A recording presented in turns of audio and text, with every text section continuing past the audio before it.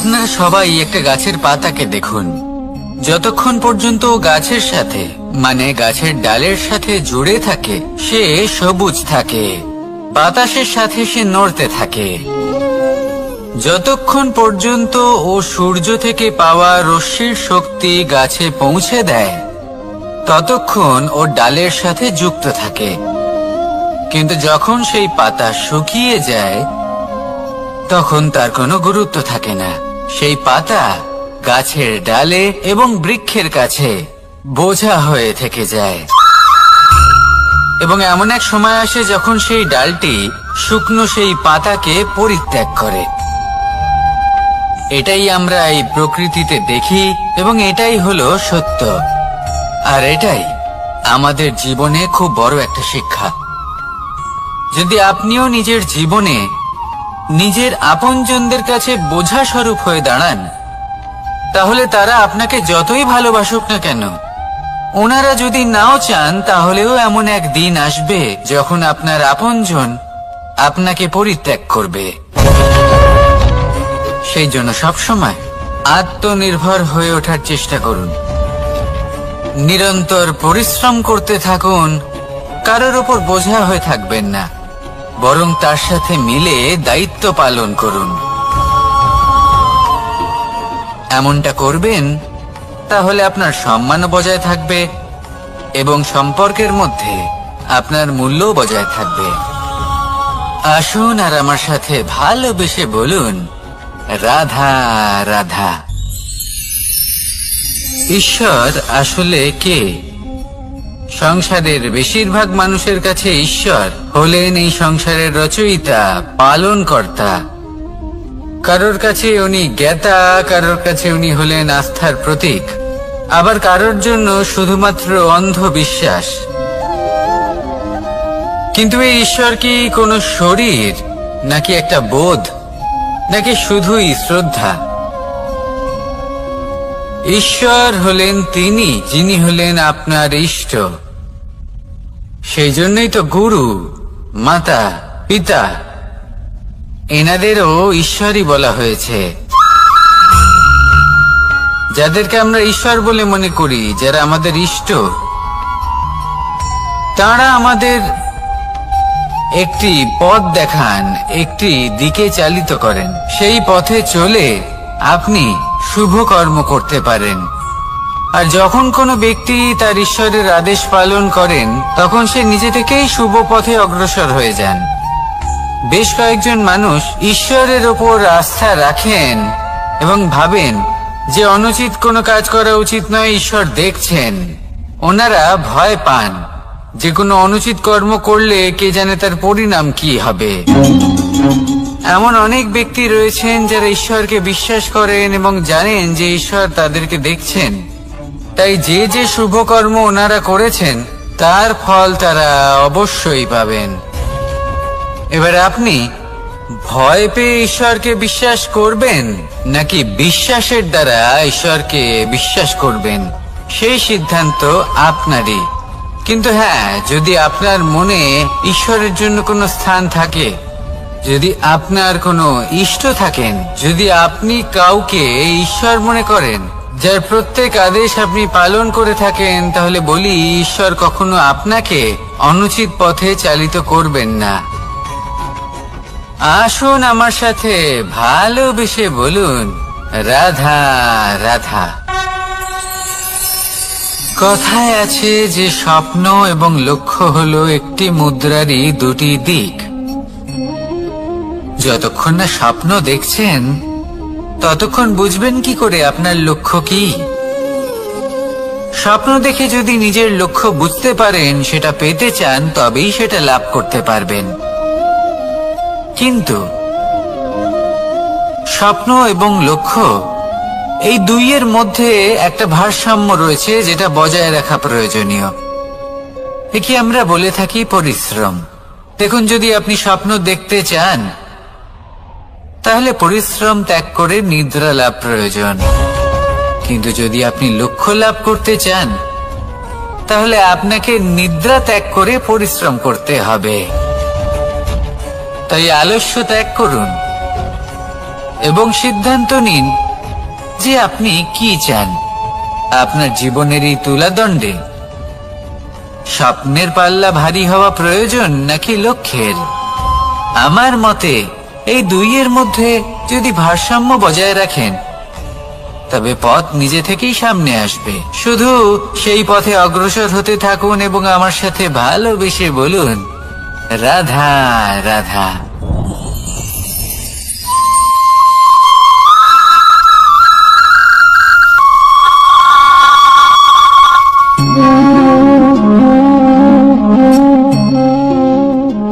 মোহনের বাঁশির এই সুর, এই সঙ্গীত কার না পছন্দ হয়?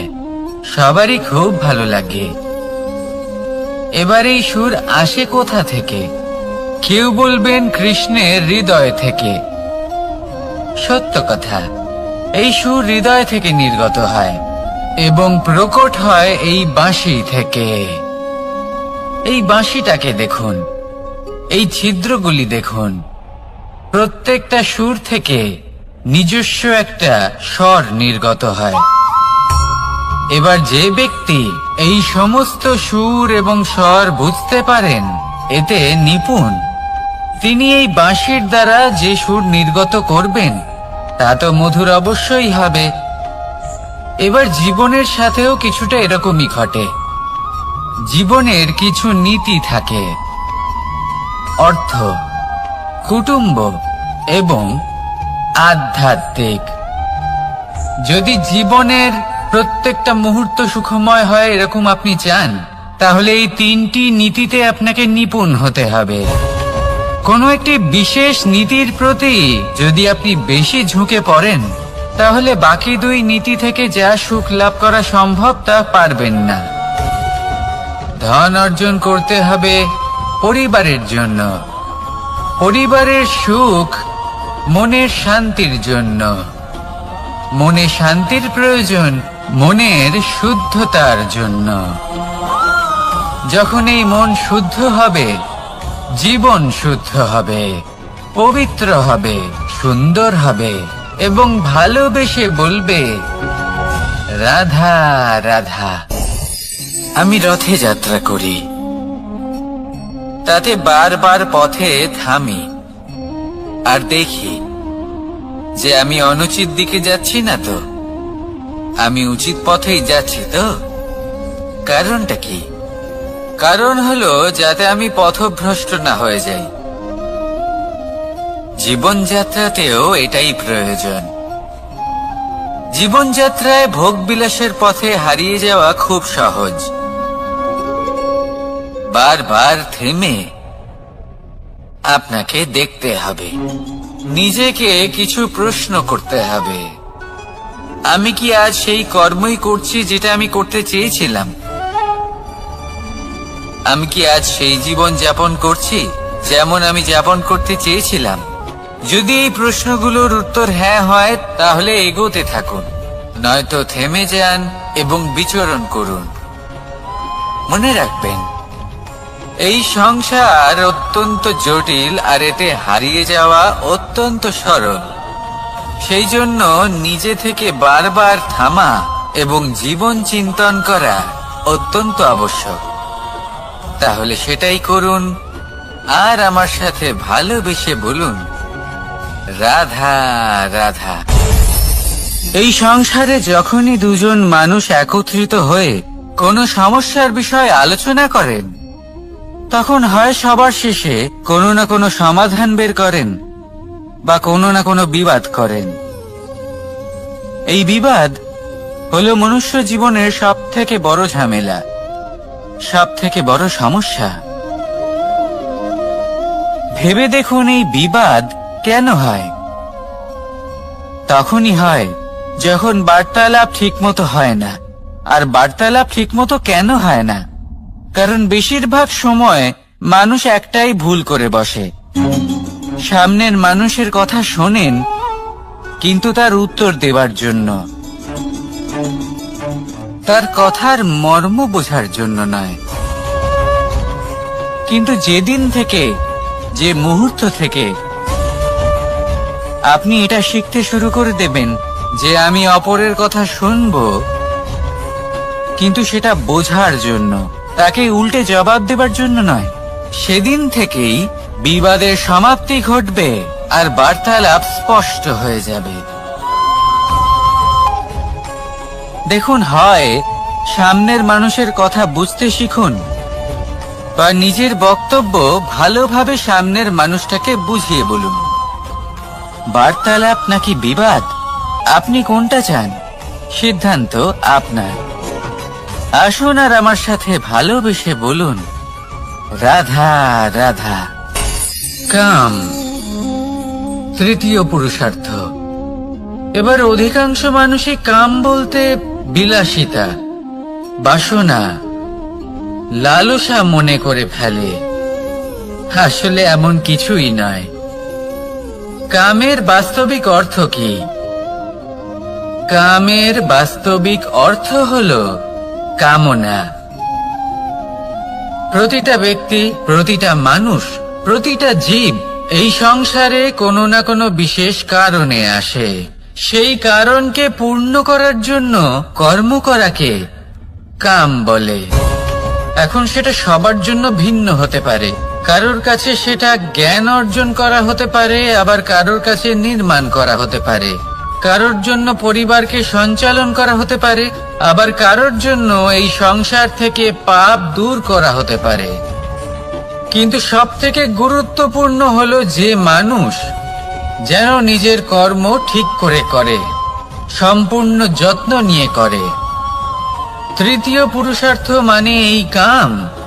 এটার অনুচিত অর্থ নিজেকে বোঝানো মানেই সমগ্র জীবনকে অর্থহীন করে দেওয়া। তাই প্রেম দ্বারা আপনার এই সংসারে আসার কারণটাকে অনুসন্ধান করুন, আর এই প্রেমের সাথেই বলুন, রাধা রাধা। প্রেম আড়াই অক্ষর, মাত্র আড়াই অক্ষরের এই শব্দ প্রেম, এর মধ্যে ত্রিলোকের এবং সমগ্র ব্রহ্মাণ্ডের বীজ নিহিত আছে। এমন কি আছে যে এই প্রেম করতে পারে না? যেখানে শক্তি এবং বিদ্যা প্রয়োগ করে আপনি কিছুই করতে পারবেন না, সেটাও প্রেম দ্বারা অর্জন করা সম্ভব। প্রেম চাইলে পাথরেও ফুল ফোটাতে পারে। প্রেম চাইলে ন্যাড়া পাহাড়ের বুক চিড়ে নদীপথ তৈরি করতে পারে। চাইলে নিরক্ষর ব্যক্তিকে সংসারের শ্রেষ্ঠ জ্ঞানী করে তুলতে পারে। শুধুমাত্র এই প্রেমের জন্য সবার দুষ্টু কানাই ঘনশ্যাম হয়ে উঠেছিল। শুধুমাত্র এই প্রেমের টানেই ত্রিলোকের স্বামী দ্বারকাধীশ নির্ধন সুদামার পদসেবাও করেছিলেন। এই প্রেম হলো সংসারের সবথেকে বড় শক্তি। এই সংসারের আধার হলো প্রেম। এমন কিচ্ছু নেই যা এই প্রেমের পক্ষে সম্ভব নয়। যেখানে বিদ্যা এবং শক্তি সাহায্য করতে পারে না, সেখানে এই প্রেম আপনাকে জয়ী করে দিতে পারে। তাহলে আসুন আর আমার সাথে ভালোবেসে বলুন, রাধা রাধা। আমরা যখনই কোনো যাত্রায় যাব বলে মনে করি, তখনই আমরা প্রস্তুত থাকি আসন্ন বিপদের জন্য বা সংকটের জন্য। যেমন যদি আমাদের মনে হয় যে আজকের পরিবেশ খুব ঠান্ডা হবে, তাহলে আমরা গরম বস্ত্র ধারণ করি বা সেটাকে সাথে নিয়ে যাই। যদি মনে হয় যে বৃষ্টি হতে পারে বা বৃষ্টি হয়ে চলেছে, আমরা দেখছি, তাহলে আমরা একটা ছাতা সাথে নিয়ে নিই। আমরা প্রস্তুত থাকতে চাই এবং এটাই উচিত, এবং সেই কারণেই আমরা যাত্রায় সাফল্য লাভ করি। কিন্তু যদি আমরা কথা বলি জীবনযাত্রা নিয়ে, যা কিনা সব থেকে বেশি গুরুত্বপূর্ণ, তাহলে তার জন্য আমরা পূর্ণরূপে প্রস্তুত থাকি না। আশেপাশের মানুষ, এই সমাজ, আমাদের সাথী, আমাদের মিত্ররা যে কোনো মুহূর্তে বদলে যেতে পারেন। সেই জন্য আমরা নিজেদেরকে কখনো সাবধান করি না, কখনোই নিজেদের প্রস্তুত করি না। আমাদের এটা কখনোই মনে হয় না যে এরকম হতে পারে, আর সেই কারণেই শেষে গিয়ে আমরা অত্যন্ত দুঃখ পাই। একটা অমূল্য শিক্ষা আছে যেটা আমাদের লাভ করা উচিত। সতর্ক থাকা উচিত। এই জীবনযাত্রার জন্য শুধুমাত্র এই পরিবেশের বিষয়ে তথ্য সংগ্রহ করা বা তাকে অনুমান করা এটুকু হলেই চলবে না। আমাদের আশেপাশের মানুষজনকে দেখতে হবে, তাদের স্বভাব পরিস্থিতির ওপর নজর রাখতে হবে। যখন তারা রং পাল্টাচ্ছেন নজর রাখতে হবে, তা অত্যন্ত আবশ্যক। পরিবর্তন আপনার জীবনে অবশ্যম্ভাবী, সঠিকভাবে তার সম্মুখীন হন। আসুন আমার সাথে ভালোবেসে বলুন, রাধা রাধা। আপনি এটা শুনে থাকবেন যে ছোট্ট একটা বালক সে ঈশ্বরের প্রতিরূপ হয়, কিন্তু এমন কেন বলা হয় তা কি আপনি কখনো ভেবে দেখেছেন? আমি আপনাকে বলছি, কোন একটা ছোট্ট বালককে দেখুন, সে কি করে? সকলকে সমান চোখে দেখে। ওর মনে না কোনো ছলনা রয়েছে, না কোনো কপটতা, না অহংকার রয়েছে, আর না কোনো বিষয় নিয়ে কোনো চিন্তা। সকলকে সে সমান চোখে দেখে আর নিজের মধ্যেই প্রসন্ন থাকে, সকল বিকার থেকে মুক্ত। এগুলোই তো সেই গুণ সেই বালকের মধ্যে, যা হলো ঈশ্বর স্বরূপ। এবার ভেবে দেখুন, যদি প্রত্যেকটা মানুষ এই ছোট বালকের মতো সেই সব গুণ নিজের মধ্যে জাগ্রত করে তোলে, তাহলে কি হবে? তারাও ঈশ্বর তুল্য হয়ে উঠবে। তাই আপনিও এটাই করুন, নিজের মনকে বিকার মুক্ত করুন সেই ছোট্ট বালকের মতো। মনের মধ্যে না কোনো চিন্তা রাখবেন, না মোহ, না ক্রোধ, না কোনো রকমের ছলনা বা কপটতা। সবাইকে সমান চোখে দেখুন আর নিজের মনেই প্রসন্ন থাকতে শিখুন। এই মন প্রেমময় হয়ে বলবে, রাধা রাধা। কেউ আমাকে মাখন চোর বলেন, কেউ বা আমাকে মুরলী মনোহর বলেন, কেউ আমাকে যুদ্ধ বিমুখ বলেন, কেউ বা আমাকে সুদর্শনধারী বলেন, কিন্তু আমি আসলে কে? আসুন, আজ আমি আপনাকে আমার আসল পরিচয় জানাবো। বাড়িতে সুস্বাদু মাখন থাকা সত্ত্বেও গোপীদের কাছে সুমধুর ভালোবাসাপূর্ণ বকুনি খাওয়া যে ভালোবাসে, সেই হলো কৃষ্ণ। আঙুলে সুদর্শন চক্র থাকা সত্ত্বেও যে রথের লাগাম ধরে থাকবে সেই সিদ্ধান্ত নিয়েছে, সেই হলো কৃষ্ণ। দ্বারকার মতো অনন্য রাজমহল থাকা সত্ত্বেও সুদামার মতো সখা যার অত্যন্ত প্রিয়, সেই হলো কৃষ্ণ। যদি আপনার মনে প্রেম থাকে, আপনি প্রেম বিতরণ করেন, সবাইকে ভালোবাসেন এবং ভালোবাসা রক্ষার খাতিরে শস্ত্র হাতে নিতেও আপনি সক্ষম থাকেন, তাহলে আপনি হলেন কৃষ্ণ। আসুন আমার সাথে ভালোবেসে বলুন, রাধা রাধা।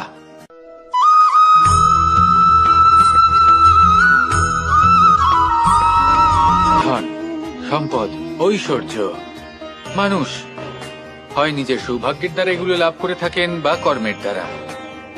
সৌভাগ্য আসলে কি? গ্রহের দশা, যা প্রত্যেক মুহূর্তে বদলাতে থাকে। কর্মের মাধ্যমে যখন আপনি ধন অর্জন করেন, তখন সেই ধন আপনার আগামী প্রজন্ম লাভ করে।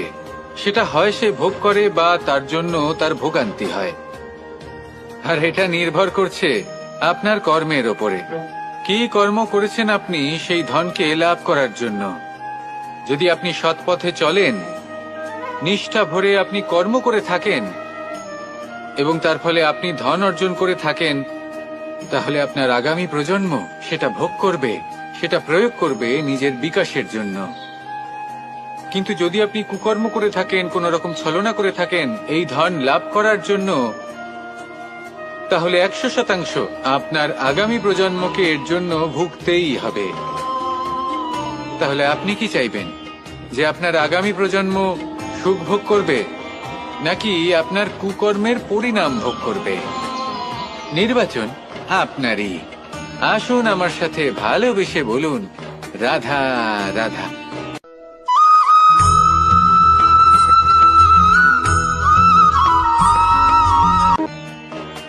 এমন অনেক মানুষ আছেন যারা আমাকে ভগবানের পরিভাষা জানতে চান, যে ভগবান আসলে কি, তিনি কেমন। এবার দেখুন, ভগবান হোক বা আপনার স্বপ্ন হোক বা আপনার লক্ষ্য হোক না কেন, সেই লক্ষ্য তখনই পূর্ণ হয়, তখনই তাকে লাভ করা সম্ভব যখন আপনার দৃষ্টিভঙ্গি মঙ্গলময় হয়, যখন আপনি নিজে মনে করবেন যে আমি যেটা পেতে চাইছি তা শুভ। উদাহরণস্বরূপ, কোনো পাখিকে দেখুন, সে গাছের ডালে বসে এবং সেখানেই বিশ্রাম করে, কিন্তু পড়ে না। কেন? কারণ ওর বিশ্বাস যে যে শাখার উপরে ও বসে আছে সেটাই হলো ওর বাসস্থান। যদি আপনি বিশ্বাস করেন তাহলে আপনি পাথরের মধ্যেও ভগবান দর্শন করতে পারবেন, আর যদি বিশ্বাস না থাকে তাহলে যদি ভগবান সামনে দাঁড়িয়েও থাকে তবেও আপনার বিশ্বাস হবে না। তাই বিশ্বাস করতে শিখুন। এই বিশ্বাসের আধারেই আপনি সেই সব কিছু পাবেন যা আপনি পেতে চাইছেন। আসুন আমার সাথে ভালোবেসে বলুন, রাধা রাধা।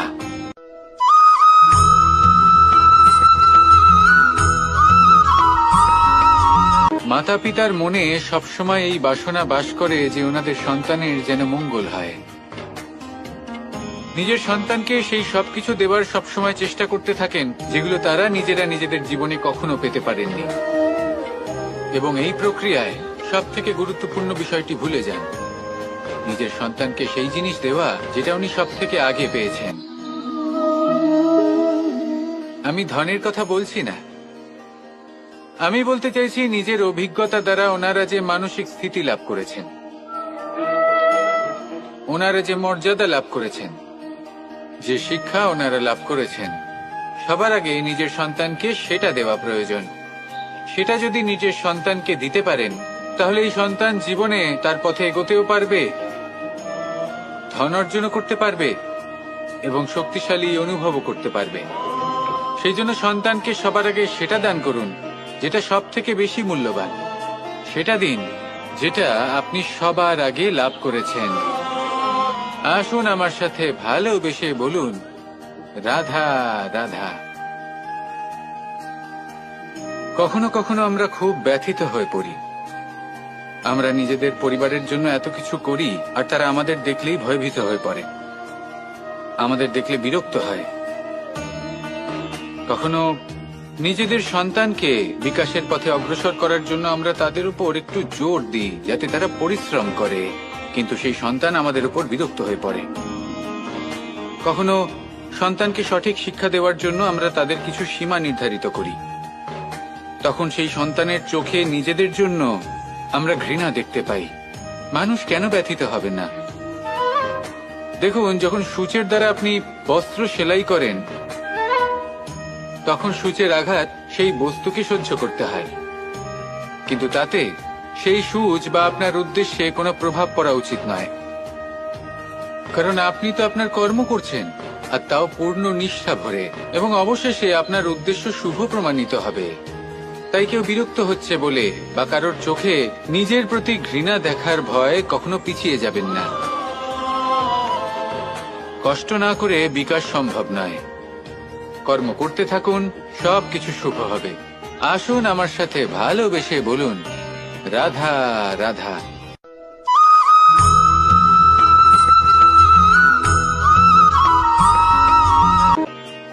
জল হলো জীবনের আধার।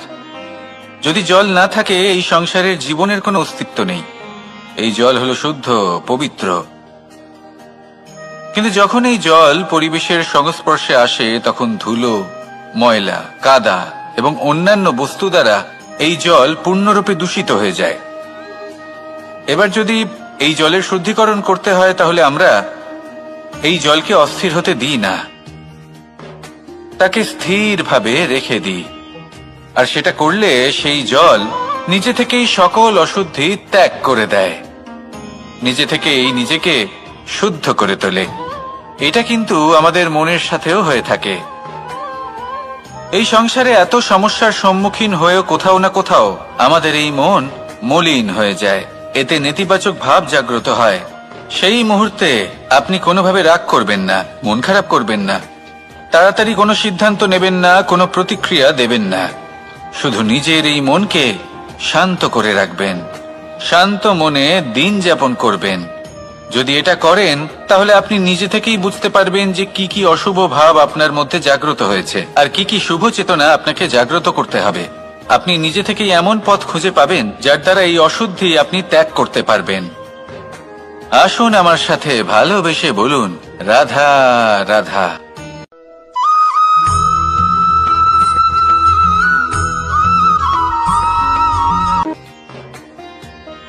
প্রেমের পরিভাষা আসলে কি? ভিন্ন ভিন্ন ধরনের ব্যক্তি, ভিন্ন ভিন্ন ধরনের প্রেমী আলোচক বিভিন্ন ধরনের পরিভাষা প্রদান করেন এই প্রেম নিয়ে, কিন্তু প্রত্যেকের মনেই কখনো কখনো এই প্রশ্ন এসেছে, এই ভালোবাসা আসলে কি? নিজের প্রিয়তমকে জয় করাই কি প্রেম? চার হাত এক হয়ে যাবার নামই কি প্রেম? নিজের আবেগ ব্যক্ত করাই কি ভালোবাসা? না, প্রেমের অর্থ কাউকে লাভ করা নয়, বরং তার মাঝে বিলীন হয়ে যাওয়া। যদি কারোর হাত ধরে থাকি তাহলে আজীবন তার সাথে পথ চলা হলো প্রেম। প্রেম শুধুমাত্র সেটা নয় যা প্রেমী আর প্রেমিকার কেশদামে মালা বেঁধে দেয়। মাতা পিতার জন্য দিনরাত পরিশ্রম করা, নিজের পরিবারের জন্য দিনরাত পরিশ্রম করা, সেটাও প্রেম। নিজের বন্ধুদের জন্য, আপনজনের জন্য সবকিছু উজাড় করে দেওয়ার নাম হলো ভালোবাসা। নিজের মাতৃভূমির জন্য সাহসের সাথে লড়াই করা এবং আনন্দে নিজের জীবন ত্যাগ করে দেওয়াও কিন্তু প্রেমের নামান্তর। সেই জন্য যারা বুদ্ধিমান ব্যক্তি তারা কখনো প্রেমের পরিভাষা খুঁজতে চান না, কারণ তারা জানেন যে এই প্রেম কতটা বিশাল। তারা জানেন যে এই প্রেম হলো এক বিশাল সাগর যাকে নিজের মুঠোয় ধরে রাখা যায় না। সেই জন্য এই প্রেমের সাগরে ডুবে যান এবং সকলকে ভালোবাসতে শিখুন। যদি সবাইকে ভালোবাসতে পারেন তাহলে তাদেরও কল্যাণ হবে যারা আপনাকে ভালোবাসে, এবং সকলকে ভালোবাসতে শিখুন। যদি সবাইকে ভালোবাসতে পারেন তাহলে তাদেরও কল্যাণ হবে যারা আপনাকে ভালোবাসে, তাদেরও কল্যাণ হবে যাদেরকে আপনি ভালোবাসেন, আর আপনারও কল্যাণ হবে। আর তখন এই মন ভালোবেসে বলবে, রাধা রাধা।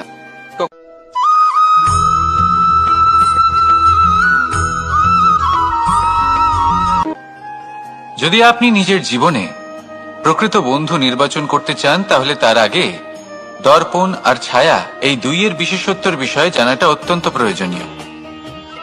দর্পণ কি করে থাকে? যখনই আপনি দর্পণের দিকে তাকাবেন ও শুধুমাত্র আপনাকে সত্যের সাথে অবগত করাবে, ও আপনাকে কখনো মিথ্যে বলবে না। সেখানেই যদি ছায়ার কথা বলি তাহলে দেখুন ছায়া কি করে, সব সময় আপনার সাথে থাকে, কখনো আপনার সঙ্গ ত্যাগ করে না। এবার আপনার জীবনে যদি এমন কোনো বন্ধু আসে যে সবসময় আপনাকে সত্য কথা বলবে, আপনার অপগুণের বিষয়ে যদি আপনাকে বলে কিন্তু তাও সে সত্যিই বলবে, তাহলে তার উদ্দেশ্য কিন্তু আপনাকে দুঃখ দেওয়া নয়, সে আপনার অজ্ঞানতা, আপনার ভ্রম দূর করতে চায়।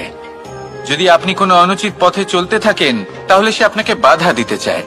আর যদি সেই মিত্রই ছায়া সঙ্গীর মতো হয়, সে কখনোই সুখ দুঃখে আপনার সঙ্গ ত্যাগ করবে না, তার উদ্দেশ্য হলো সবসময় আপনাকে রক্ষা করা। তাই এরকম দর্পণ বা ছায়ার মতো কোনো বন্ধু যদি আপনার জীবনে আসে তাহলে তাকে কোথাও যেতে দেবেন না, সে আপনার জীবনকে সুখময় করে তুলবে। আর যদি আপনার জীবনে উপস্থিত বন্ধু এমন না হয় তাহলে তাকে নিজের থেকে দূরে করে দেওয়াই বাঞ্ছনীয়। তাহলে দর্পণ আর ছায়ার মতো প্রকৃত এবং ভালো বন্ধুকে নিজের জীবনে স্থান দিন আর আমার সাথে ভালোবেসে বলুন, রাধা রাধা।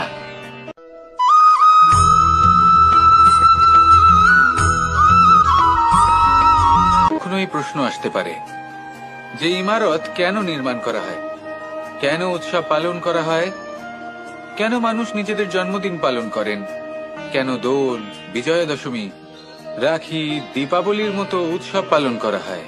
যদি এগুলো পালন না করা হয় তাতে কি যায় আসে? যদি এই দোল উৎসব পালন না করা হয় তাহলে কি এই সংসার ভুলে যাবে যে নারায়ণের প্রতি ভক্তির কারণে ভক্ত প্রহ্লাদকে অগ্নি স্পর্শও করতে পারেনি? যদি বিজয়া দশমী পালন না করা হয় তাহলে কি এই সংসার ভুলে যাবে যে এই দিনে শ্রীরাম রাবণকে বধ করেছিলেন? যদি আমরা দীপাবলির এই উৎসব পালন না করি তাহলে কি এই সংসার এটা ভুলে যাবে যে অযোধ্যাতে অমাবস্যার এমন এক রাত এসেছিল যে রাত্রে অযোধ্যা পূর্ণিমার থেকে বেশি উজ্জ্বল হয়ে উঠেছিল। যদি এই রাখি উৎসব পালন না করা হয় তাহলে কি এই সংসারের ভাই এবং বোনেরা একে অপরের প্রতি ভালোবাসা কি সেটা ভুলে যাবে? বিষয়টা ভুলে যাওয়ার নয়, বিষয়টা হলো মনে রাখা। যখন জীবনে আমরা কোনো একটা স্থানে পৌঁছই, উপলব্ধিগুলোর উৎসব পালন করি, যাতে সেই মুহূর্তে আমরা সকলের মধ্যে আনন্দ ছড়াই এবং মানুষ সেই মুহূর্তটা মনে রাখেন। এই স্মৃতিগুলোই মানুষের মধ্যে বিশ্বাসের জন্ম দেয়। এই বিশ্বাস যে আগামী যেদিন আসছে তাতে আরো আনন্দের সম্ভাবনা রয়েছে। ভালোবাসার এই উৎসব, ভালোবাসার এই পার্বণ, এটা মানুষের মনে বিশ্বাসের জন্ম দেয় যে প্রত্যেক যুগে কেউ না কেউ এসেছে এবং পরবর্তীতেও আসবে। তাহলে আসুন আমরা ডুবে যাই আমার লীলার এই প্রেম যাত্রায় এবং ভালোবাসার এমন একটা উৎসব পালন করা যাক যা এই সংসার যুগ যুগ পর্যন্ত মনে রাখবে। তাহলে আসুন আর আমার সাথে ভালোবেসে বলুন, রাধা রাধা।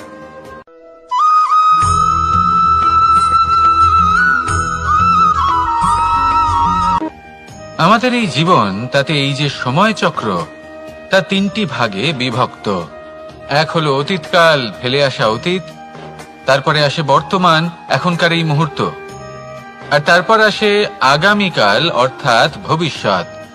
এবার এখানে সবথেকে গুরুত্বপূর্ণ হলো অতীতকাল, ভবিষ্যৎকাল, ফেলে আসা অতীত এবং আগামী সময়।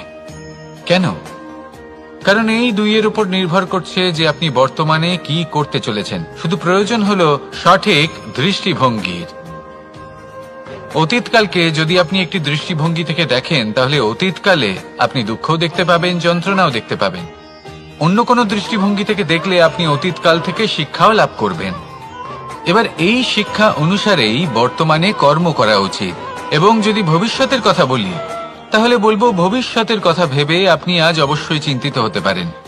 অন্য একটি দৃষ্টিভঙ্গি থেকে দেখলে এই ভবিষ্যতেই আপনি একটি লক্ষ্য, একটি উদ্দেশ্য দেখতে পাবেন যে আপনি কি করতে চান, কি লাভ করতে চান। এবার সেই অনুসারে বর্তমানে কর্ম করা উচিত, ভবিষ্যৎ এবং অতীতকাল অনুসারে। এভাবেই যদি জীবনে কর্ম করতে থাকেন, আপনার এই বর্তমানের দিনগুলো আপনি একটু নতুন ভাবে বাঁচতে পারবেন। এভাবেই যদি জীবনে এগোতে থাকেন তাহলে আপনার জীবনে আনন্দের উদ্ভব হতে কেউ বাধা দিতে পারবে না। আসুন আমার সাথে ভালোবেসে বলুন, রাধা রাধা।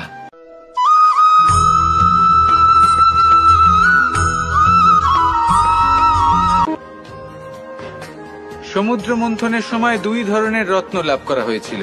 প্রথম হলাহল, যার প্রভাব থেকে এই সমস্ত সংসারের জীবের প্রাণ বাঁচানোর জন্য মহাদেব তাকে নিজের কণ্ঠে ধারণ করে নিয়েছিলেন। আর দ্বিতীয় অমৃত, যেটা কিঞ্চিত পরিমাণ মাত্রায় পাওয়া গেছিল। কখনো কখনো জীবনে এমন কোন বস্তু যা আপনি প্রয়োজনের থেকেও অনেক বেশি মাত্রায় ভোগের জন্য লাভ করে থাকেন, তা আপনার জন্য বিষ প্রমাণিত হতে পারে।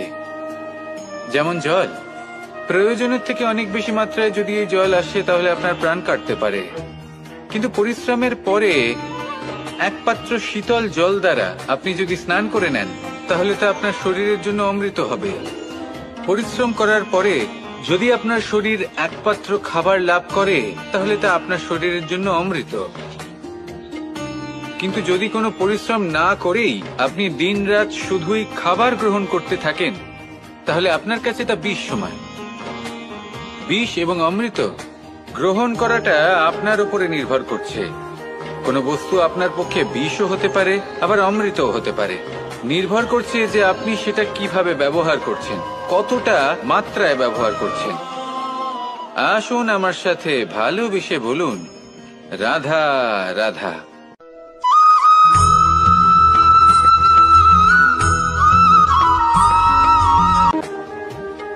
সুখ, দুঃখ, মৃত্যু, মহামারী, এগুলো কখনো বলে আসে না, আবার জিজ্ঞাসা করেও আসে না।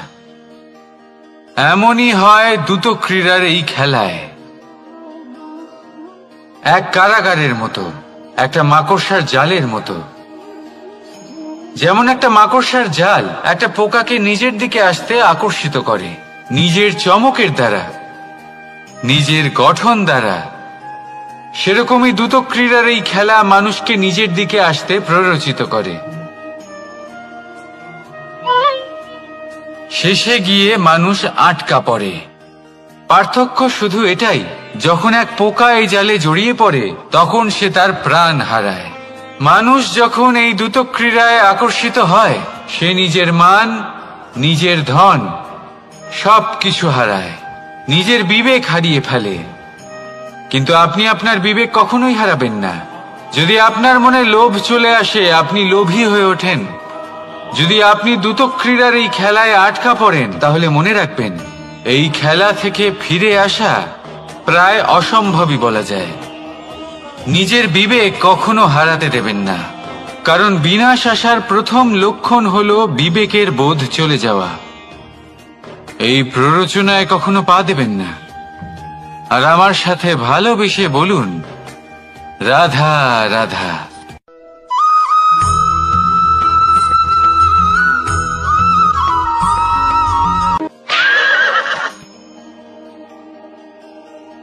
প্রেম 2.5 অক্ষর, মাত্র 2.5 অক্ষরের এই শব্দ প্রেম, এর মধ্যে ত্রিলোকের এবং সমগ্র ব্রহ্মাণ্ডের বীজ নিহিত আছে। এমন কি আছে যা এই প্রেম করতে পারে না? যেখানে শক্তি এবং বিদ্যা প্রয়োগ করে আপনি কিছুই করতে পারবেন না, সেটাও প্রেম দ্বারা অর্জন করা সম্ভব। প্রেম চাইলে পাথরেও ফুল ফোটাতে পারে। প্রেম চাইলে ন্যাড়া পাহাড়ের বুক চিরে নদীপথ তৈরি করতে পারে। চাইলে নিরক্ষর ব্যক্তিকে সংসারের শ্রেষ্ঠ জ্ঞানী করে তুলতে পারে। শুধুমাত্র এই প্রেমের জন্য সবার দুষ্টু কানাই ঘনশ্যাম হয়ে উঠেছিল। শুধুমাত্র এই প্রেমের টানেই ত্রিলোকের স্বামী দ্বারকাধীশ নির্ধন সুদামার পদসেবাও করেছিলেন। এই প্রেম হলো সংসারের সবথেকে বড় শক্তি। এই সংসারের আধার হলো প্রেম। এমন কিচ্ছু নেই যা এই প্রেমের পক্ষে সম্ভব নয়। যেখানে বিদ্যা এবং শক্তি সাহায্য করতে পারে না, সেখানে এই প্রেম আপনাকে জয়ী করে দিতে পারে। তাহলে আসুন আর আমার সাথে ভালোবেসে বলুন, রাধা রাধা।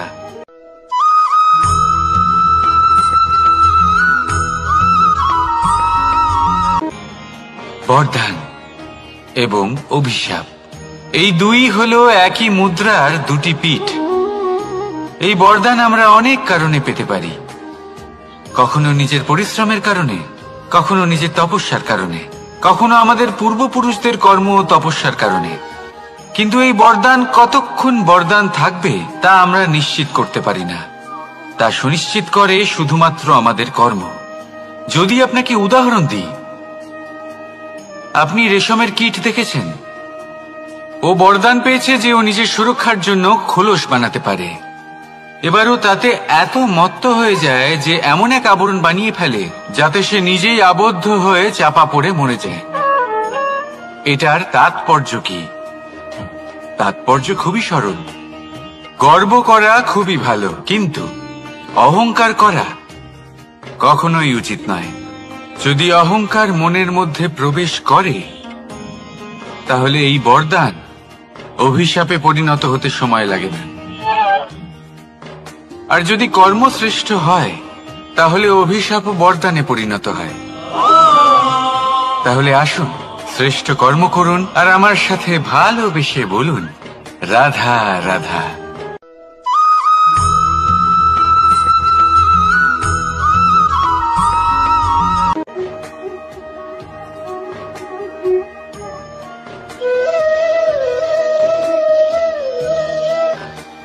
কর্ম এবং ফল, দেখতে গেলে এই সমস্ত ব্রহ্মাণ্ড এই দুইয়ের মাঝেই স্থির হয়ে আছে।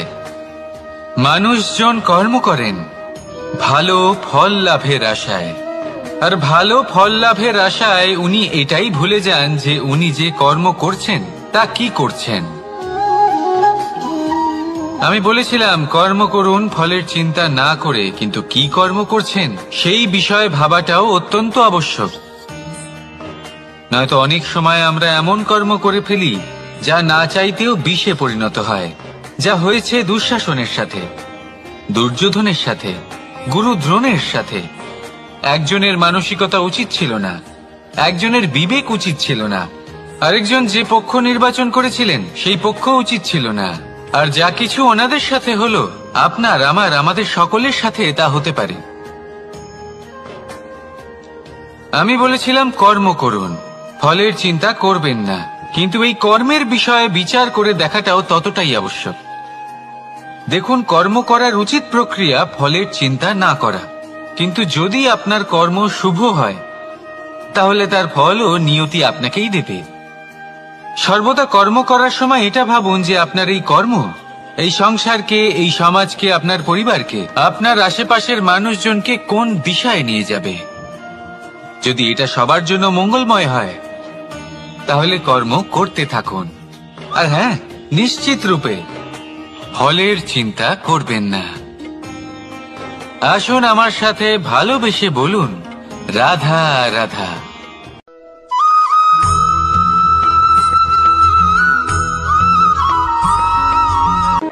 শব্দই হলো শূন্য, শব্দই হলো আরম্ভ, শব্দই হলো অন্ত, শব্দই হলো অমর, শব্দই হলো ব্রহ্ম। এই শব্দ হলো অত্যন্ত বিশেষ। কেউ কাঁদলে তাকে হাসিয়ে তোলে, কেউ হাসলে তাকে কাঁদিয়ে দেয়। কারোর মনে উদ্দীপনা জাগিয়ে তুলতে পারে, আবার কারোর মনে কাঁটা হয়ে বিঁধে থাকতে পারে। একটা অত্যন্ত গুরুত্বপূর্ণ কথা যা বোঝা অত্যন্ত আবশ্যক। আপনার মন, আপনার হৃদয়ে যতই শুদ্ধ হোক না কেন, যতই পবিত্র হোক না কেন, আপনার দৃষ্টিভঙ্গি যতই স্পষ্ট হোক না কেন, যদি আপনার কথা পবিত্র না হয়, যদি আপনার শব্দ শুদ্ধ না হয়, তাহলে তা আপনাকে আপনার কর্মফল ভোগ করতে বাধ্য করবেই। একটা সহজ উদাহরণ দিই। আপনার জীবনে এমন কেউ অবশ্যই থাকবেন যাকে আপনি পছন্দ করেন না, যিনি হয়তো অধর্মী মানুষ, যিনি হয়তো দুর্বুদ্ধি সম্পন্ন মানুষ, কিন্তু তার জন্য অপশব্দ প্রয়োগ করলে তার মধ্যে কোনো পরিবর্তন আসবে না, তার মানসিকতা বদলাবে না, শুধু মনে প্রতিশোধ স্পৃহা জেগে উঠবে, মনে হিংসা জাগবে, আর কিচ্ছু নয়। সেই জন্য নিজের শব্দকে নিয়ন্ত্রণ করুন, নিজের কথা সংযত করুন। শ্রেষ্ঠ থেকে শ্রেষ্ঠতর মানুষকেও সাবধানী হতে হয়, কারণ যদি এই শব্দের প্রয়োগ সঠিক না হয় তাহলে আজীবন মানুষকে নির্বাক হয়ে থাকতে হতে পারে। তাহলে নিজের শব্দ নিয়ন্ত্রিত রাখুন, নিজের কথাকে শুভ করুন, এতে প্রেমবোধ জাগিয়ে তুলুন, আর সেই প্রেমবোধ নিয়েই বলুন, রাধা রাধা।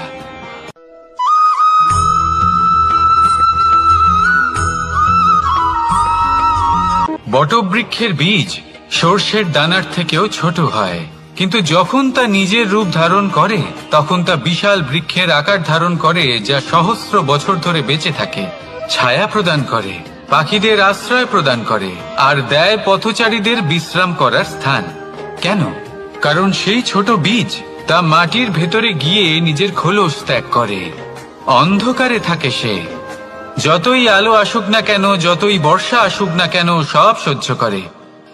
আর তারপরে একটা চারা গাছ অঙ্কুরিত হয়, তারপর ধীর গতিতে একটা বিশাল বৃক্ষতে পরিণত হয়। দেখুন, জীবনে কঠিন সময় আসে, এই জন্য নয় যে আপনি হার মেনে নেবেন, এই জন্য আসে যাতে আপনি ভবিষ্যৎ নির্মাণের জন্য নিজেকে তৈরি করতে পারেন। যদি কঠিন সময়ে আপনি ওই বীজের মতো দৃঢ় হয়ে থাকতে পারেন, তাহলে আপনিও একদিন সেই বিশাল বৃক্ষের মতো নিজের অস্তিত্ব গড়ে তুলতে পারবেন, যা সহস্র বছর পর্যন্ত মনে রাখা হবে। আসুন আমার সাথে ভালোবেসে বলুন, রাধা রাধা।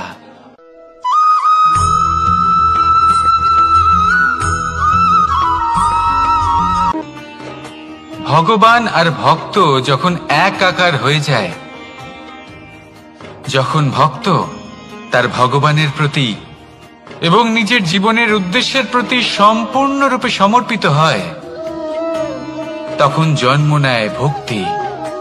এই সংসারের সমস্ত আশা হয়তো আপনার সঙ্গ ত্যাগ করে দিতে পারে, তখনও ভক্তি সাথে থাকবে। ভক্ত আর ভগবান যখন এক আকার হয়ে যায়, তাদের মধ্যে কোনো পার্থক্য থাকে না। তারা এক হয়ে যায়, এক ব্যক্তিত্ব, এক অস্তিত্ব। সেই জন্য কখনো জীবনে যে কোনো রূপেই, যে কোনো প্রকারেই, যে কোনো ঈশ্বরকে মান্য করুন। মনের মধ্যে শ্রদ্ধা ভাব জাগ্রত করুন, মনে ভক্তি ভাব জাগ্রত করুন। এই সমগ্র সংসারে সব কিছু আপনাকে ছেড়ে চলে গেলেও তখনও এই ভক্তি শুধুমাত্র আপনার উত্থান ঘটাবে। তাই মনে ভক্তি জাগ্রত করুন আর আমার সাথে ভালোবেসে বলুন, রাধা রাধা।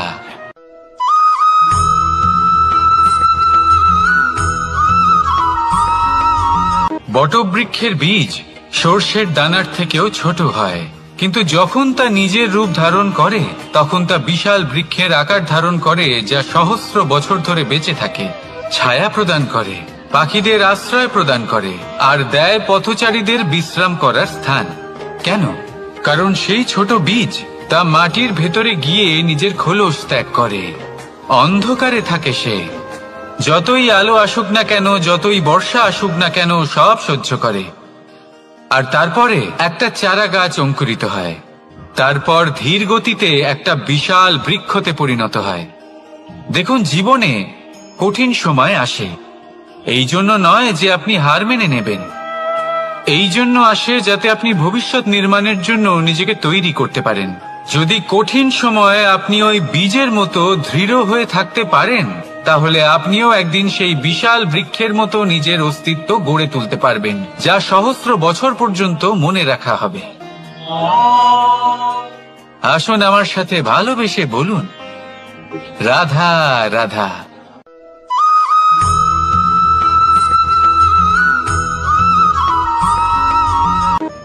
সাফল্য কে না চান? সাফল্য লাভ করার, শিখরে পৌঁছানোর আলাদাই একটা আনন্দ রয়েছে। আর আপনজনদেরও কে না চান? প্রত্যেক মানুষ চান যেন জীবনে তার কোনো আপনজন থাকে, যারা সবসময় তাদের সাথে থাকবে, কারণ আপনজনের সাথেই তো সাফল্যের আনন্দ সব থেকে বেশি পাওয়া যায়। কিন্তু আসলে কি হয়, অনেক সময় সাফল্যের খোঁজে সেই পথে চলতে চলতে আমরা আপনদের থেকে দূরে চলে যাই, না চাইতেও দূরে চলে যেতে হয়, ওনাদের সাথে সময় কাটাতে পারি না। আর আমরা ভুলে যাই যে সাফল্যের আসল আনন্দ আপনজনদের সাথেই পাওয়া যায়। সফল হওয়ার পরে আপনদের সাথে দেখা হলে তাদের চোখে আমাদের জন্য যে আবেগ থাকে, যে সম্মান, যে প্রেম থাকে, সেটাই হলো আসল পুরস্কার। আমরা সেই কথা ভুলে যাই এবং একা হয়ে পড়ি। বেশিরভাগ সময় এটাই হয়, বেশিরভাগ সময় সফল মানুষগুলি একা হয়ে যান। এবার আপনি কি চান? আপনি অসফল হয়ে দিনগুলি একাকিত্বে কাটাতে চান, নাকি সফল হয়ে আপনজনদের সাথে আনন্দে থাকতে চান? সেই সিদ্ধান্ত আপনার। সাফল্যের পেছনে ছুটুন, নিজেকে উজাড় করে দিন, কিন্তু আপনজনদের সঙ্গ ত্যাগ করবেন না। সেই আপনজন যারা আপনার সাফল্যের জন্য দায়ী, সেই আপনজন যিনি আপনার সাফল্যে আনন্দ পান, সুখ লাভ করেন, তাদের কখনো ত্যাগ করবেন না। আসুন আমার সাথে ভালোবেসে বলুন, রাধা রাধা।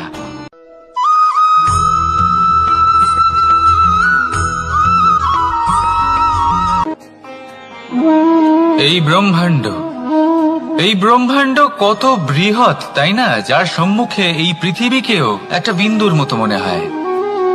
আর এই পৃথিবীতে আমরা কে হই, আমাদের আকার কিরকম, আমাদের অস্তিত্বই বা কি? যখন আমরা এভাবে ভাবি তখন মনে হয় আমরা কিছুই নই। তা আমরা যখন কিছুই নই, তাহলে আমরা এত চিন্তা করি কেন? কি ভেবে ভয় পাই? কাকেই বা এত ভয় পাই? কে আমাদের মারতে পারে আর কেই বা আমাদের জন্ম দেবে? আত্মার আসলে না কখনো জন্ম হয় আর না কখনো মৃত্যু। আত্মা শুধুই শরীর বদল করে। আপনি, আমি, আমরা সকলে এই শরীর নয়, আমরা হলাম আত্মা, যা হলো পরম আত্মার পরম অঙ্গ। সেই জন্য মনে রাখবেন, বাইরের কোথাও দেখবেন না, নিজের অন্তরের গভীরে গিয়ে দেখুন, আত্মাকে উপলব্ধি করতে শিখুন। ক্লেশ, ভয়, চিন্তা, এই সব কিছুর থেকে নিজেকে দূরে রাখুন, তাহলেই উপলব্ধি করতে পারবেন পরমাত্মাকে। তাহলে আসুন আমার সাথে ভালোবেসে বলুন, রাধা রাধা।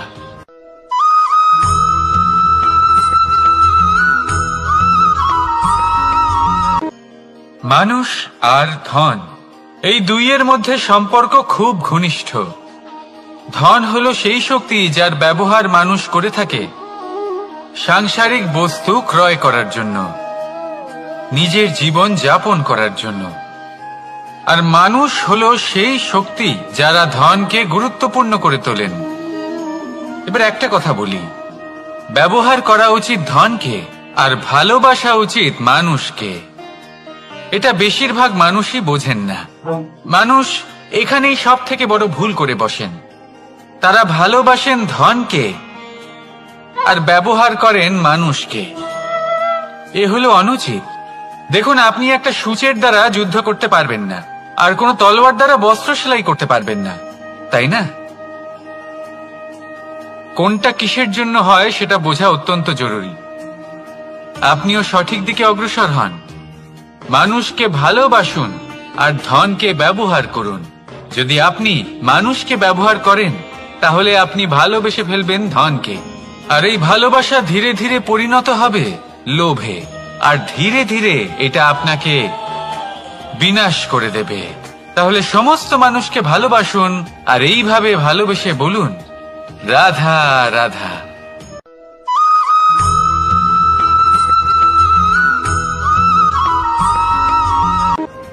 পরিবর্তন এই সংসারের শাশ্বত নিয়ম। কোন রাজা নেই যিনি চিরকাল রাজা থাকেন, কোন ধনী ব্যক্তি নেই যিনি চিরকাল ধনী থাকবেন। এই সংসারে সূর্যের স্থান নেওয়ার জন্য চন্দ্রিমার আগমন ঘটে। কোন স্থান যাকে পতিত বলা হয়েছিল সেখানে মহল তৈরি হয়েছে।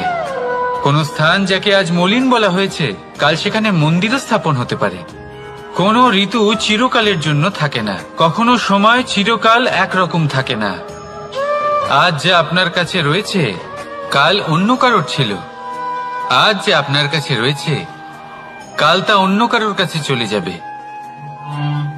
আপনার সাথে কিছু থাকলে তা হলো আপনার কর্ম, কিন্তু সেই কর্মের পরিণামও আপনার নয়। আপনি শুধু কর্ম করুন, বাকি সবকিছুই পরিবর্তনশীল। কিন্তু সেই পরিবর্তনকে দেখে ভয় পাওয়ার প্রয়োজন নেই, তাকে স্বাগত জানান। যদি আপনি হাসি মুখে সেই পরিবর্তনকে স্বাগত জানান তাহলে এই পরিবর্তনও হাসি মুখে আপনার সাথে থাকবে। আসুন আমার সাথে ভালোবেসে বলুন, রাধা রাধা।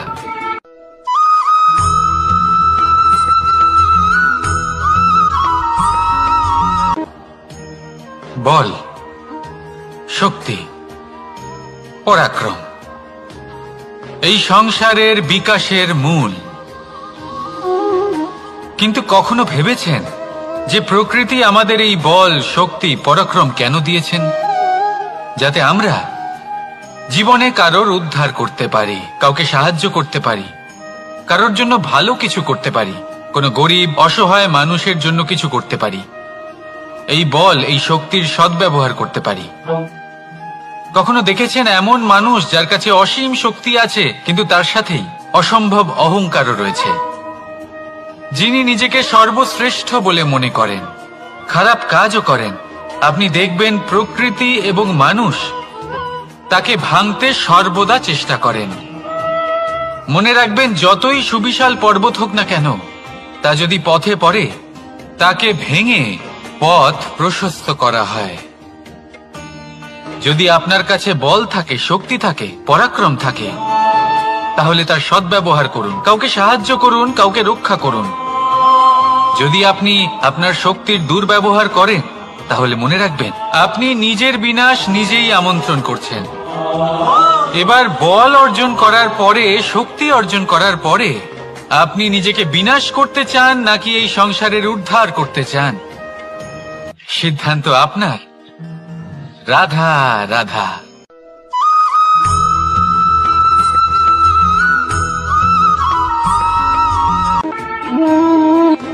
সময়, এই সময় আসলে কি? এই সময় একটা সরল রেখা তো কখনোই নয়। সময় হলো একটা চক্র, যেখানে এর আদি সেখানেই হলো এর অন্ত, আর যেখানে তা শেষ হয় সেখান থেকেই তার শুরু হয়। এই সময় একটা অত্যন্ত বিচিত্র চিন্তা, বিচিত্র ভাবনা, একটা বিচিত্র বস্তু যা কেউ বুঝতে পারেন না। এই সময়ের লীলা, এর কোনো প্রমাণ নেই, কোনো জ্ঞান নেই, কোনো পরিমাপ নেই। শুধু এটুকু আমরা জানতে পারি, যেখানে শেষ হবে সেখান থেকে একটা নতুন সূচনাও হবে। যা আজ আপনার কাছে আছে কাল অন্য কারোর কাছে যাবে, তারপরে তার কাছ থেকেও অন্য কারোর কাছে যাবে, তারপরে তার থেকেও ছিনিয়ে নেওয়া হবে। এই নিয়তির একজনের কাছ থেকে অন্যজনের কাছে আদান প্রদানের এই সময় হলো আপনার সময়। এই সময়ের সদ্ব্যবহার করুন, এই সময়কে বাঁচুন। আপনাকে শুধু এটাই সুনিশ্চিত করতে হবে যে আপনি কোন পক্ষে আছেন। আর সত্যি বলতে কি, আপনার জীবনের পরিণাম নির্ভর করে আপনার নির্বাচনের ওপর। আপনি কোন পক্ষ নির্বাচন করছেন। তাহলে মনে রাখবেন, জীবনে সেই পক্ষই নির্বাচন করবেন যা চয়ন করার পরে আপনি সুখ অনুভব করবেন, আপনি সন্তোষ লাভ করবেন, প্রসন্নতা লাভ করবেন। আর আমি এটাই সুনিশ্চিত করব যে এই পক্ষ যেন শান্তির পক্ষ হয়, এই পক্ষই যেন প্রেমের পক্ষ হয়। তাহলে চিন্তা করবেন না, আর আসুন আমার সাথে ভালোবেসে বলুন, রাধা রাধা।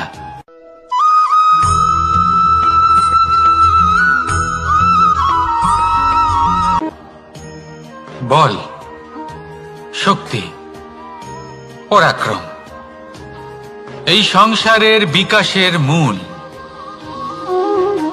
কিন্তু কখনো ভেবেছেন যে প্রকৃতি আমাদের এই বল, শক্তি, পরাক্রম কেন দিয়েছেন?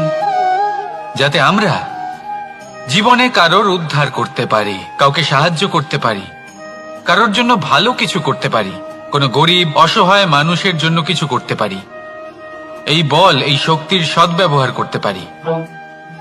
কখনো দেখেছেন এমন মানুষ যার কাছে অসীম শক্তি আছে কিন্তু তার সাথেই অসম্ভব অহংকারও রয়েছে, যিনি নিজেকে সর্বশ্রেষ্ঠ বলে মনে করেন, খারাপ কাজও করেন। আপনি দেখবেন প্রকৃতি এবং মানুষ তাকে ভাঙতে সর্বদা চেষ্টা করেন। মনে রাখবেন, যতই সুবিশাল পর্বত হোক না কেন, তা যদি পথে পড়ে তাকে ভেঙে পথ প্রশস্ত করা হয়। যদি আপনার কাছে বল থাকে, শক্তি থাকে, পরাক্রম থাকে, তাহলে তার সদ্ব্যবহার করুন, কাউকে সাহায্য করুন, কাউকে রক্ষা করুন। যদি আপনি আপনার শক্তির দুর্ব্যবহার করেন, তাহলে মনে রাখবেন আপনি নিজের বিনাশ নিজেই আমন্ত্রণ করছেন।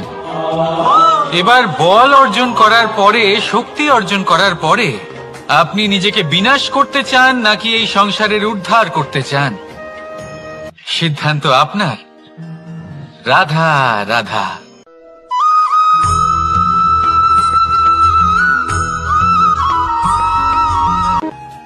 দৃষ্টি আর দৃষ্টিভঙ্গি, এই সমগ্র লীলা হলো এই দুইয়ের। বিচিত্র হতে পারে কিন্তু এটাই সত্যি। এবার আপনাকে একটা উদাহরণ দিয়ে বোঝাই। অনেক সময় আপনি কোনো ব্যক্তিকে এটা বলতে শুনবেন যে আমি আমার নিজের উপরে গর্ব করি, আমি নিজেকে নিয়ে গর্ব করি, আমি খুব ভালোভাবে আমার মা বাবার সেবা করি, ওনাদের আমি সবসময় সুখী রাখি, ওনাদের আমি একটা বাড়ি দিয়েছি, সকল সুখ সুবিধা দিয়েছি, ওনাদের জীবনে প্রত্যেক জিনিস দিয়েছি আর দেব যা তাদের প্রয়োজন। এবার আমাকে বলুন যে আপনি কে হন?